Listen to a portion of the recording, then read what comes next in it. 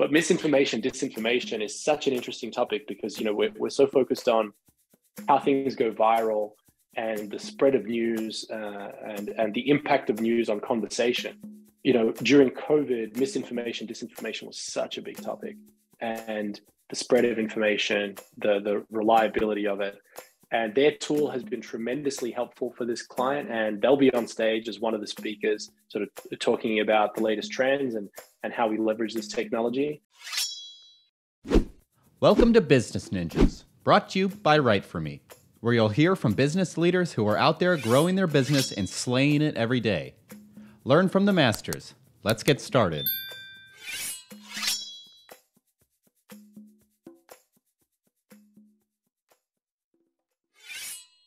Welcome to another episode of Business Ninjas. I'm here with Dino Delic from Meltwater. Hey, Dino, how's it going? Hi, Andy. It's going well. How are you? Doing great. Glad to have you here. Looking forward to our conversation. Tell me a little bit about yourself. And yeah, my pleasure. Tell me a little bit about yourself and Meltwater, what you do there. Yeah, so Meltwater is an external intelligence company. So what we do is we help companies leverage everything from the outside world, anything outside of their four walls. Primarily, our history is in news and social data, but now there's more sort of sales intelligence and consumer intelligence, and basically anything that's happening in the outside world that a company might leverage to know, how to improve their messaging, their competitive positioning and messaging and all that sort of stuff. And my role specifically is I'm one of our vertical leaders in the enterprise segment. So I lead a team of people who are taking care of some of our biggest companies, and primarily in the industries of comms, media, tech, health, and finance. It's a bit of a broad mix, but yeah, there's a lot that we cover. Well, let's dig in. Tell me a little bit about how one of your clients uses your platform. What are some use cases and ways that this helps accelerate insights on their end? Great question. We actually facilitate a lot of different use cases. So our customers are basically any company that has an interest in what's happening in the news and social media and things that are generated by the world, all the data that's put out there. But if you look at the functions and the departments of a company that we typically work with, so there's about 7 that are core: marketing, comms, strategy and insights, brand, which is similar to marketing, I guess. And then there's sort of competition, competitive intelligence as one use case, sales, and then also customer service. Sales and customer service tend to be pretty similar, but the difference being, let's say you're in sales and you cover a territory, then let's say you have 20 customers that you try to sell to. You'll use Meltwater and different products that we have in our suite to stay on top of all the latest, most important news that's out there on those companies and their competitors, so that any salesperson going into a meeting can be well-informed and knowledgeable about what's going on. Customer service, the people that then manage those accounts, once the salesperson's done a good job, they'll also want to keep abreast of any leadership changes, acquisitions, lawsuits, COVID updates, things like that. But on the customer service side, then we also leverage some of our social tools to help people actually facilitate customer service on social media. So we have companies that, sell sneakers or drinks or airlines. They will use our tools to message back and forth, to monitor what people are saying online.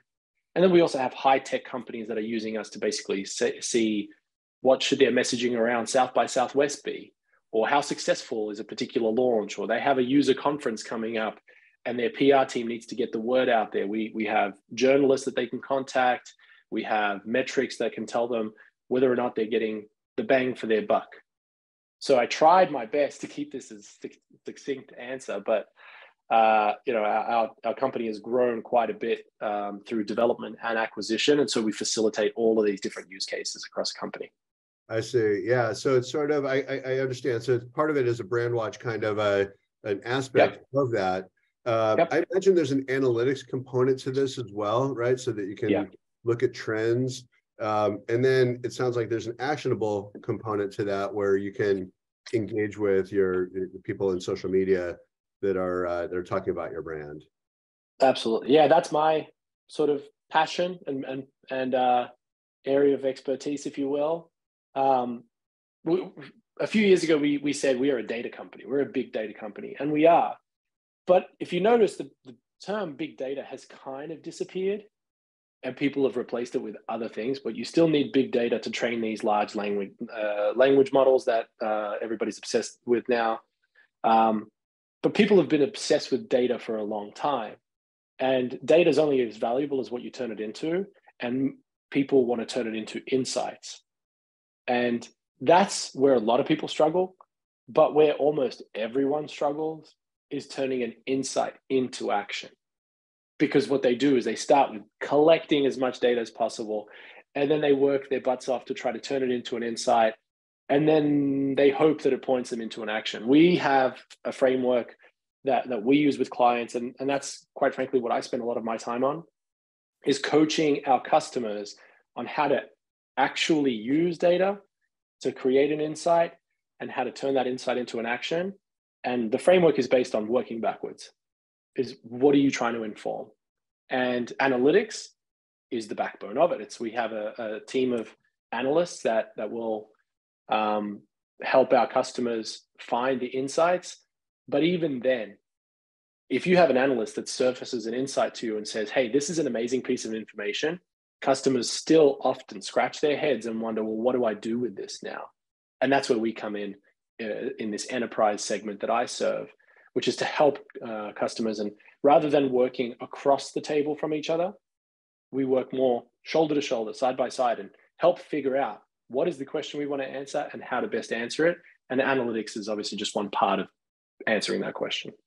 Very interesting. I love this space. It's really compelling, and it's the kind of thing that drives growth. It's the sort of the gas in that car to drive the growth. Yeah. Tell me a little bit about how you engage with the client. So obviously there's the software itself. Do you also build a team for your clients that helps them gain these insights? Is there a software and a service component to it as part of the package that you offer to your clients? Tell me a little bit about what that engagement looks like.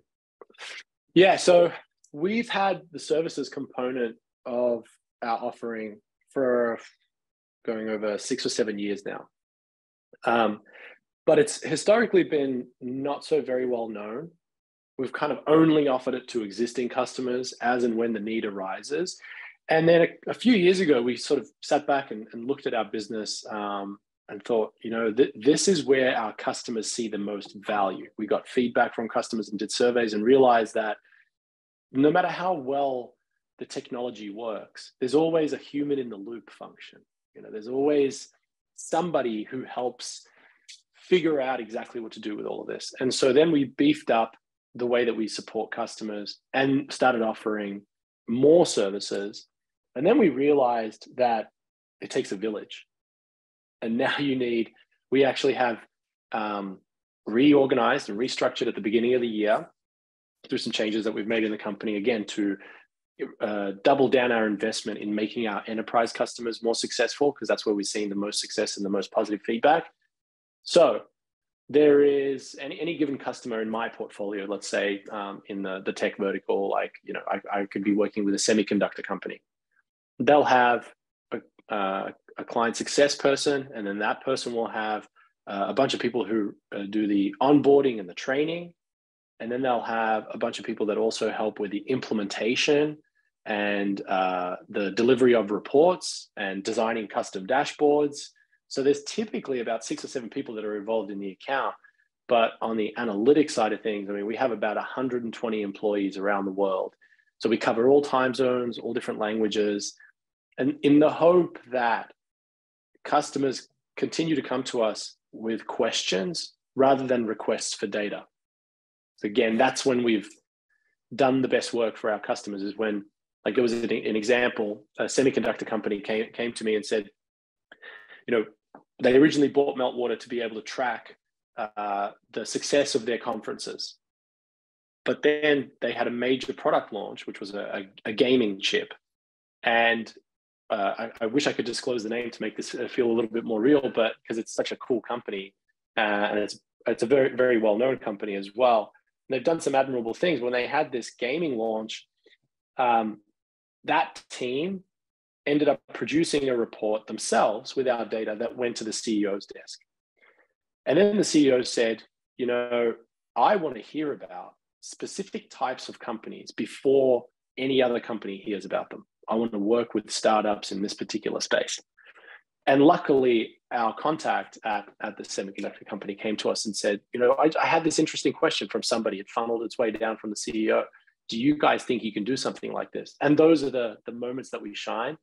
And for us, when we get those opportunities, that's when we can leverage all of these different use cases and figure out the best way to do it. What we ended up providing them was API access to our data, so not through our front end. And it helped them identify up and coming, exciting AI companies that they should invite into their incubator before anybody else does, to say, hey, come work with us and develop technology that's in our ecosystem that gives them a competitive advantage. Mm-hmm. But ultimately, it's questions from executives that come up like that if we can get our hands on those, then that's where we tend to kick butt. Very cool. I love that kind of use case, and it's such a great application of the data itself, and then, like you said, applying those insights into something actionable.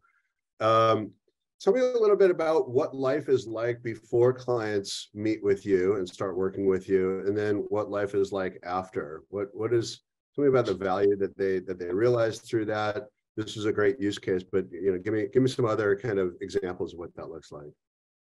Yeah, most of the time these days, these larger companies, they're coming to us for significant consolidations, or because they want to improve a very significant challenge. One of the ones that we often talk about is a really good example with Danone, I think the French yogurt company. So they're in CPG. They're global. Their products are all over the place. But many years ago, they went through something that everyone is always trying to go through, which is digital transformation. This big, confusing, jargony term that everyone talks about. But in doing so, they recognized that some of the things that were holding them back was in the space that we're in external intelligence, social news data, analytics. It is such a competitive space. Everybody's got a vendor. Everybody has data. And that goes back to the whole point of being data rich, insights poor, connecting the dots, making this seamless, enabling somebody to actually take action on it. A big part of the first step. And so when somebody comes to us, they usually have lots of vendors for all this stuff. And our job is to consolidate, streamline, and to point the data into a particular direction so that it starts to make sense, so that you can surface, to use another jargony phrase, the signal from the noise. So what that does, it enables us to then have the data live in one place, have it be visualized, so that executives can look at it and start to make decisions. And, by the numbers, I believe Danone was able to achieve something like a 15%. Don't quote me on it. You probably have to go to our website and check out the customer stories where there are plenty. But I think it was like in a particular category, they were able to increase their market share by 15%. Wow. And that was just one category. What they did was they deployed the solution, which I can talk about in more detail, across the world. And they had hundreds of users eventually using a tool to understand more consumer insights. So their digital transformation was all about adapting their market research from the old school, let's do surveys, let's do focus groups. And they shifted towards tapping into social data to see what ingredients are people talking about, how can we make our products better, more exciting, more attractive, more valuable. And by leveraging social data, they increased the speed at which they could move. And that's why they were able to get that market share, because they were able to move at a faster pace and a bigger scale than they were previously with surveys and focus groups, which are extremely expensive, extremely cumbersome, take a long time. And although you get quality information, sometimes it's a little too late for you to implement a massive change on a global scale. So that's what we did for them. And that's a pretty good example of what we do across all the companies that we work with when engaged in the right way. It makes a lot of sense, and it's a smart way to approach things. And I can see how the dollars spent on a focus group, for example, could be reassigned to spending with Meltwater to gain these new insights and get that lift a lot faster in their life cycle. When you look at your business, when you look at your business and you say, this applies to so many different kinds of companies, where do you see growth for Meltwater? What are some areas that you say, take that use case and apply it towards any number of businesses? What's sort of in the bullseye zone for you guys? Are you asking like what are our sweet spot verticals and industries, or? Yeah. Tell me a little bit more about that, about where you're targeting and where you get some quick wins because it's so applicable for those kinds of clients. Yeah. Well, when we restructured at the beginning of the year, we focused on 5 particular verticals. But the quick wins really are inside a use case that's across all the organizations. So the 5 verticals that we've heavily invested in providing more support and resources to make these companies successful. Number 1 is government. So, the various departments of federal agencies and state and local as well, but mainly federal agencies. So PR agencies, advertising agencies, marketing agencies, they thrive on information like what we collect. They need to know for their clients, like what are people saying, what's the latest trend, and then to be able to craft better campaigns and consult with their clients on their brand. And then there's retail, consumer goods, and sort of manufacturing. That's a huge boom for us. If you look at, the likes of retailers with brick and mortar trying to, move more DTC to compete with their significant competition and headwinds that they're facing, but also with, developing products like, let's say, brewers. We have a lot of use cases where we actually detect through using big data and social media the latest trending ingredients so that a brewery can know what should my beer contain in it that I can put on the label that will sell more of it in the supermarket. And you got to think their manufacturing processes, sometimes it takes years for them to adapt and change at scale, like the likes of a Budweiser. Sure. So in that segment, leveraging social data so they can know, hey, people are talking about electrolytes or cannabis or whatever it might be. And then they can explore that in real time and see how it's developing and run tests and see how successful it might be in getting crowd reaction from something that they might launch somewhere else. So government, agency, retail, tech, entertainment, media, we bucket together. And then health and finance is the other one. But the low-hanging fruit is inside all of these organizations. The trick is that every department does not speak to each other, typically. Now, this is just maybe, based on my experience with Meltwater over the last 14 years, maybe people would disagree with this, or maybe people would be nodding their heads vigorously to this.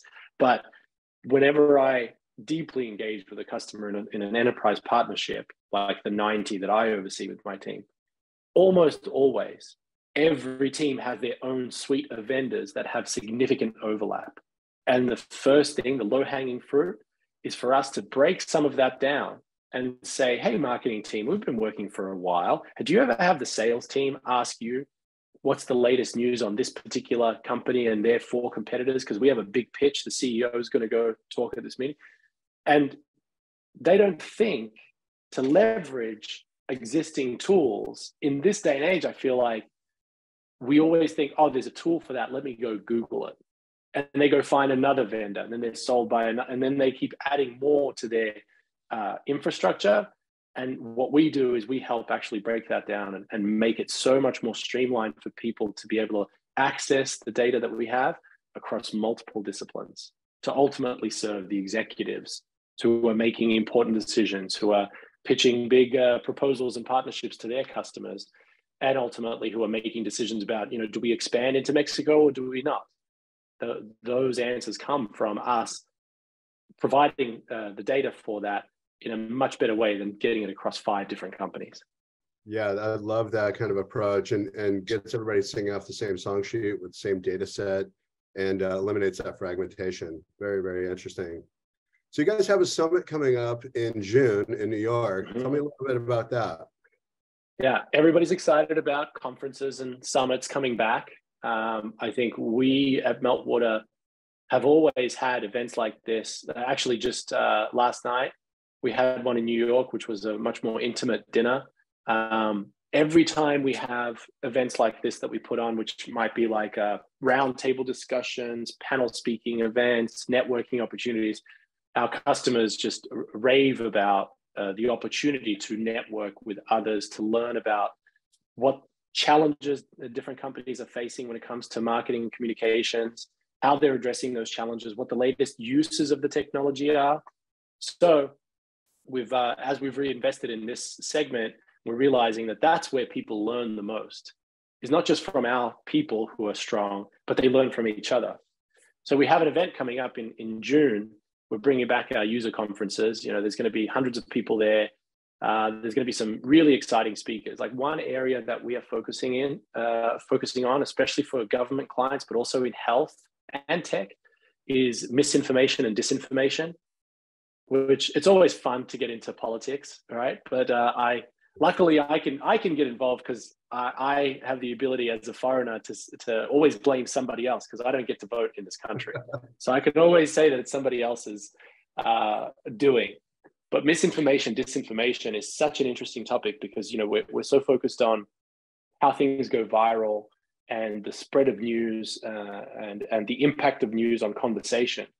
And there's a company that we partnered with who was founded by some very interesting people, a lawyer and a former journalist, and the guy who started the company Clear, who does the biometric scanning at the airport. Yeah. And they developed a tool that helps assess and quantify the accuracy and journalistic integrity of news publications. So on top of our news monitoring, there are customers that we have. I actually don't know if I'm allowed to mention by name, but one of the biggest agencies in the federal government involved with taking care of the population in a health perspective. I might have just given it away there, but you know, during COVID, misinformation, disinformation was such a big topic, and the spread of information, the reliability of it. And their tool has been tremendously helpful for this client, and they'll be on stage as one of the speakers, sort of talking about the latest trends and how we leverage this technology. There'll be speakers from Amazon and Microsoft, but most importantly, I think for our customers, there are going to be hundreds of other customers there, and people are very anxious to get back out there and sort of network and learn from each other, and check out some latest developments in the space, because for the last few years, everybody's just been sitting at home, bombarded with Zoom meetings where they've had endless pitches of capabilities. Now they actually get to talk to their peers and ask them how they've been addressing certain problems, and we're just very happy to be able to facilitate that and have a couple of drinks ourselves along the way. Nice. That sounds like it's going to be a really interesting event. And I love this angle of misinformation and disinformation and peeling that back. What's your view on, you know, with ChatGPT and other, you know, innovations in AI, deepfake kind of technology, and how that can produce a flood of misinformation and disinformation? What's your take on how Meltwater is going to help customers kind of filter through some of that? You know, I can answer that question from a few different perspectives, as I'm sure everybody can. I mean, I'm a parent of an 8-year-old and a 6-year-old. So are our kids going to have the same skill level in being able to detect what's fake and what's real online? That concerns me. But I've seen personally firsthand the ability of generative AI tools to help with, you know, prevent writer's block, or to just come up with some ideas, or to verify things. I've actually heard some very interesting use cases where I think everybody's really, really concerned, especially in the PR space, which we service very, very heavily. We're really strong there. Is AI going to replace me, Will there be tools that write press releases for companies instead of me? And I think it was somebody from Microsoft that thankfully said, it's not going to do that. There was a great Axios piece where Microsoft talked about how they're using ChatGPT since they invested in it, and how they're deploying it. And he talked about how it's not that they would use it to write a press release. They would use it to verify, does my press release distill down into the main messages that I had originally designed it to for my target audience? So you could ask ChatGPT, what are the main takeaways from this press release that I wrote? And if ChatGPT can't pick it up, well, then maybe a regular human can't. So, and then there's the news as well, just yesterday or the day before, that thousands of people have signed onto the petition that they put a 6-month ban on generative AI development until they can figure out a safe way to do it. I think it's great that everybody is concerned about these things, because it is a legitimate threat. But it does pose a lot of opportunity if you think about what, the internet, TV and radio, cars, all major developments of technology have done for us. With the advent of cars, there were much more people dying in traffic accidents than were with the horse and buggy.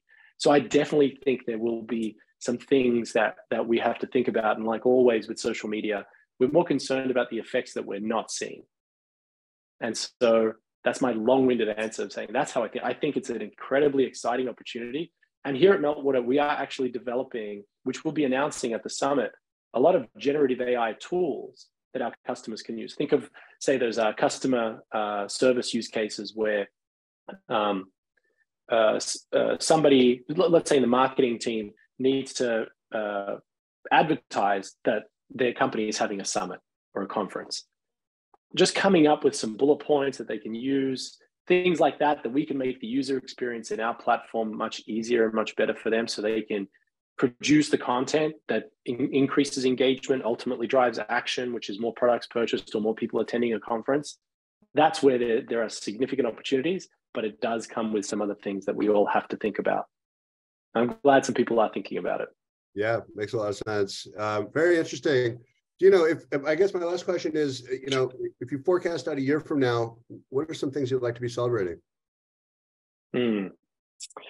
Oh, that's always, I feel like I'm going back to like my first, I haven't had a job interview in 14 years, but when you interview for a job, they ask, well, where do you see yourself 10 years from now? Right. I've always been so bad at answering questions like that, but I can only think of one thing at a company level for us is, with all this investment, we are shooting for becoming $1 billion software company, but that's not 1 year from now. Right now we generate about 500 million. So we're going to double the size of the company, and that's going to happen in the next, say, 4 to 5 years.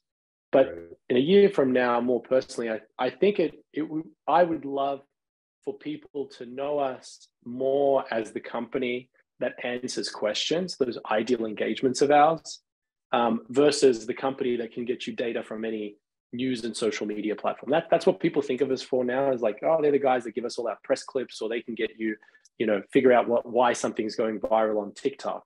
But executive level questions, that's what our happy customers say that we do best. A year from now, I want everyone to know us as that primarily. Yeah, I love that. Really have an appreciation for how Meltwater helps cut through the clutter and distill down the insights so that you can make those actionable. Very, very compelling. Thank you. Well, Dino, how do people find you at Meltwater? Well, we're, of course, there's our website, meltwater.com, but just search for Meltwater, MELTWATER, on LinkedIn or any of the social media channels. And yeah, if you guys are interested, anybody listening to this wants to come along to any of our networking events, workshops, masterclasses, we open our marketing events to non-users as well as users as well. So check out our events pages and definitely hit me up on LinkedIn. Dino Delic is unfortunately a very common name, as unique as it sounds, but I'm sure there'll be a link to it here and there. So if anybody wants to connect with me directly, I would love to be connected. Wonderful. Dino, thank you so much. It's been a pleasure talking with you. Thank you, Andy. Really appreciate it. This was great. All right. Take care.